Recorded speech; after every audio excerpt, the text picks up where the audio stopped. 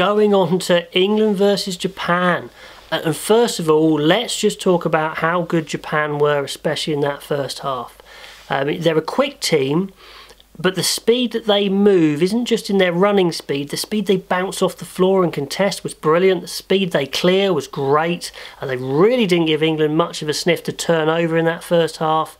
And their skills are fantastic. They're so used to playing those patterns. It's not a risk when they offload. They're all looking to do it. And it was really hard for England to get hold of them and stop their momentum. They made hardly any mistakes in that first half. And it was in the second half where they started making mistakes, giving away penalties, that England started to cash in as well.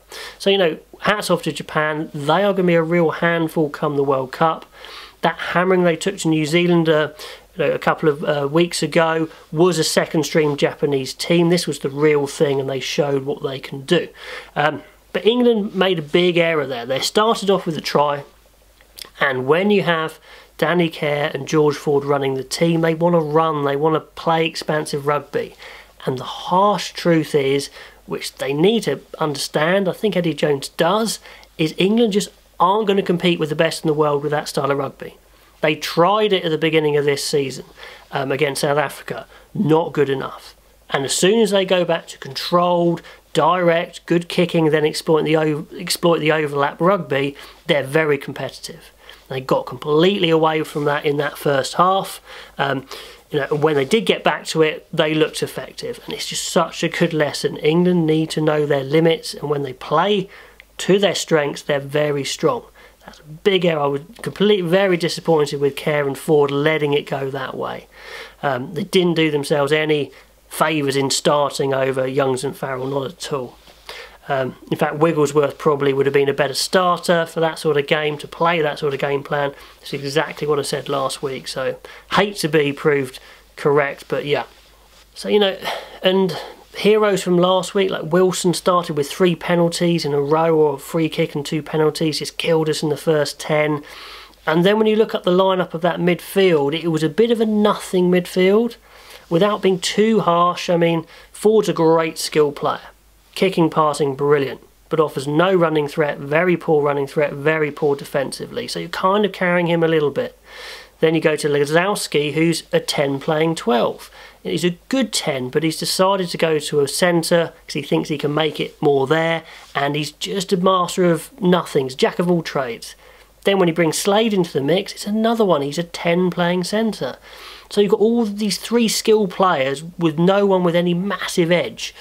And it's just not good enough on the world stage. You know, maybe play one of them, possibly, and probably Cipriani instead of Ford, to be honest. If you saw Cipriani play at the weekend for, you know, his club, for Gloucester, he was fantastic again. So, you know, he must be, you know, doing something wrong, not impressing Eddie Jones with his attitude or his character to not get in that side, because he's absolutely England's number 2 fly half. And if we were to carry on being a little harsh here, you know, the likes of Yules and Hepburn are good average players, but they're not even close to being world class. And when you put all that together, it's just not really good enough. So I think they learnt that question there. Best player on the pitch was Leach for Japan. What a 6 he was, so athletic, strong, powerful, good step. And the other best player, I thought, actually wasn't a Toje, who played really well, was Courtney Lawes. I thought he was brilliant. So those 2 6s actually were the best players on the pitch. So that was a big positive for England there. Courtney Lawes has been looking great last week and this week. And Cokanasiga absolutely has world-class finishing ability, and his all-round game stood up to the test. So he's absolutely moved himself ahead of Noel for me. Noel's got great feet, but just again, you saw he doesn't have the pace to exploit it. It's not his fault, he's trying his hardest. He just doesn't physically have that pace and that power that a Cokanasiga has, or like a May has, for example. So just to finish with, for England, line up for Australia. Big game next week for Australia to finish on a high. For England to have a good autumn, they need to beat Australia. I think they should, if they stick to their strengths and not play like they did in that first half. So who am I going to play? So I'd go Moon, Hartley, Sinclair in the front row. I think they've definitely been the best front rowers. The others haven't taken their chance. Toje and Lawes for sure in the second row. Both been playing really well this autumn. And then I think it's going to have to be Shields, Underhill and Wilson. I think, again, they've been the best players. Shields probably a little lucky to get a start, but no one else has really stuck up their hand apart from Laws, who needs to play second row. Then Youngs and Farrell, absolutely been standout starters. May and Cokanasiga, I think, on the wings. Ashton's might have a calf strain anyway, but I think it's worth having another look at Cokanasiga. He looks real quality, adds that power into the England backline they've been desperate for. Teo and Slade, again, they've had a decent combination. You know my thoughts on Slade. He's okay, he needs to do something. We may see Tuolangi on the bench coming into that centre, fingers crossed.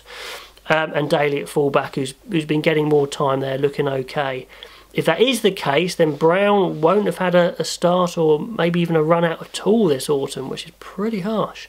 So comments there. But anyway, let me know what you think about England, where they're at, if I'm accurate in my estimation of where their strengths are and how they should play.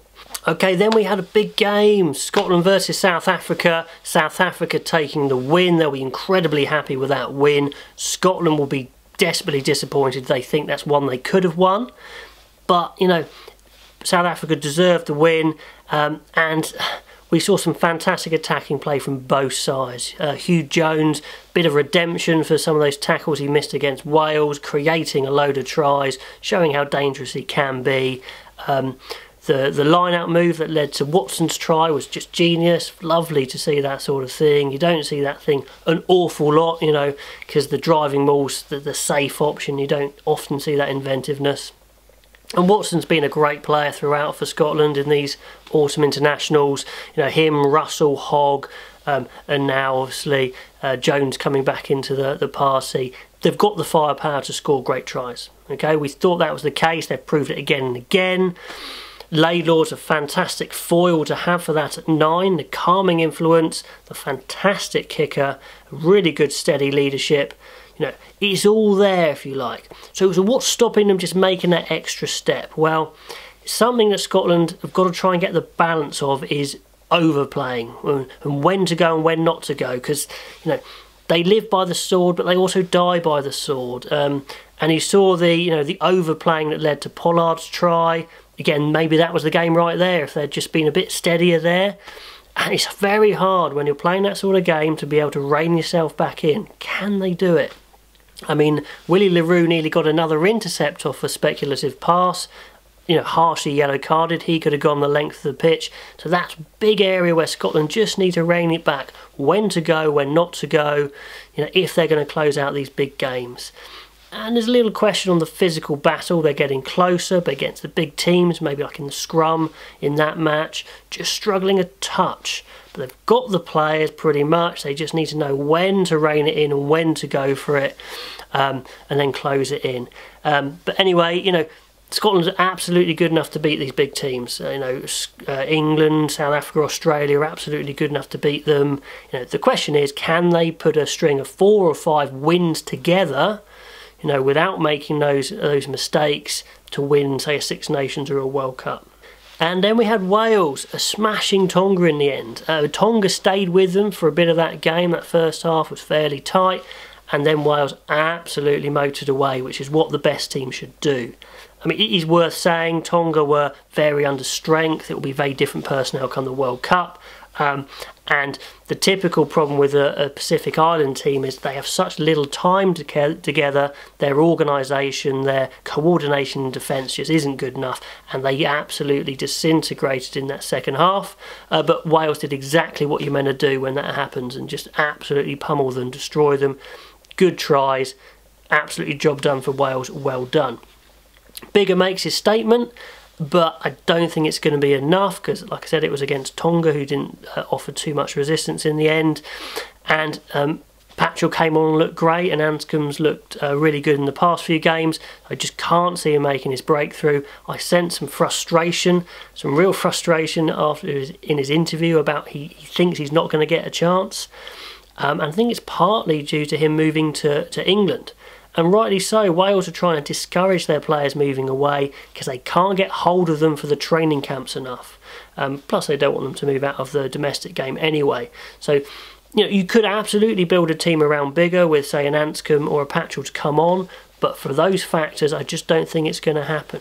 And like I said, Patchell and Anscombe are playing too well anyway to open that door. But Biggar did all he could, but I don't think anything was going to really change there. Okay, Ball and Beard I thought were massive pluses. I said at the beginning of the autumn, second row is where they need to strengthen, gain experience. Beard's a big lump and he's a really effective, and he looks a good international second row. So they've got 4 good second row options now. I think that's perfectly good. And Gareth Davis may be coming under a bit of threat for his 9 position from the other 2 scrum halves. And will we see Rhys Webb back? I don't know come the World Cup, but it's looking very competitive there at scrum half, which is great. Anyway, Wales did what they needed to do. They march on. They need a good performance next week, get the clean sweep, and then they've had the perfect autumn. And then it's that massive push to try and win that Six Nations in the build-up to the World Cup. Okay guys, hope you enjoyed that roundup. It's been quite a long one today. We've been treated to such good rugby in these autumn internationals. It's felt like a mini World Cup. And post your comments below, and until next time, we will see you then.